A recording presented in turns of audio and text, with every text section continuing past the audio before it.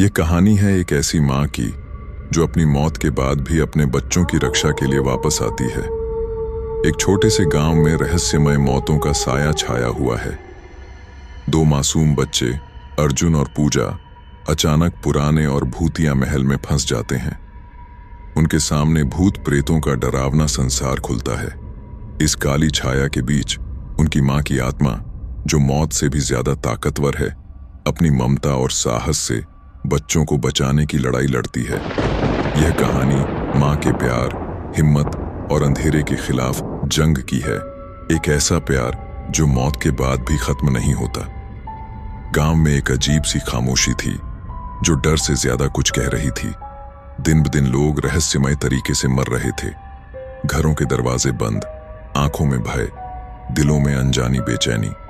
मैं सीमा, एक माँ जिसकी मौत ने मुझे शरीर से अलग कर दिया, पर ममता की लौ बुझी नहीं।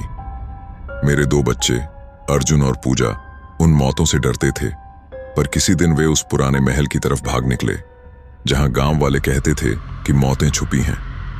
वह महल जो कभी राजा का था, अब साएं और आत्माओं का बसेरा था।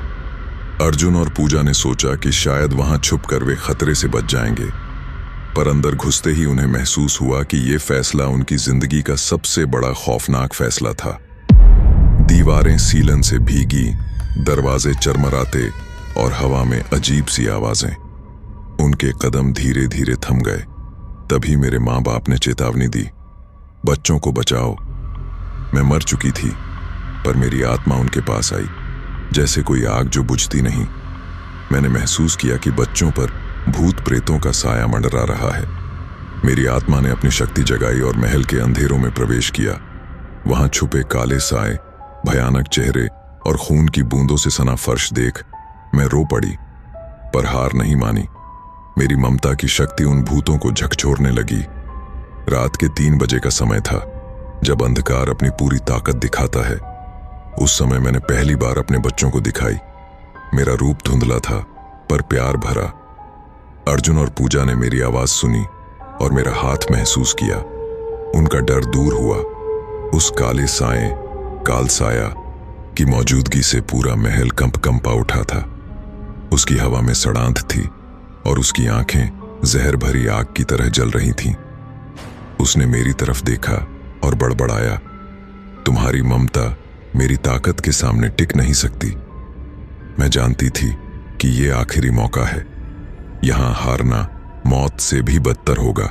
मैंने अपनी आत्मा की पूरी शक्ति जुटाई, ममता की उस आग को भड़काया जो मेरी रूह में सदियों से जल रही थी। मेरा शरीर भले ही इस दुनिया में न रहा, पर मेरी आत्मा में वो ताकत थी जो भूत प्रेतों को भी हिला देती थी। मैंने अपने बच्चों के लिए, अपने प्यार के लिए एक आवाज निकाली, गगनभेदी और धधकती, जो महल की हर दीवार से टकराई। काल साए ने हमला किया। उसकी काली उंगलियां मेरे ऊपर आंधी की तरह टूट पड़ीं। मैंने अपनी शक्ति का कवच बनाया और उनके हर वार को पीछे धकेला। लड़ाई भयंकर थी।